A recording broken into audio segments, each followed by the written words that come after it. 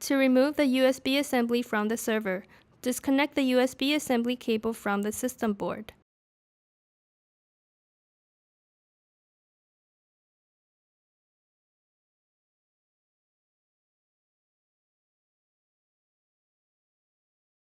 Stand the server up in its vertical position and open the bezel door. Press down on the release latch on the USB assembly.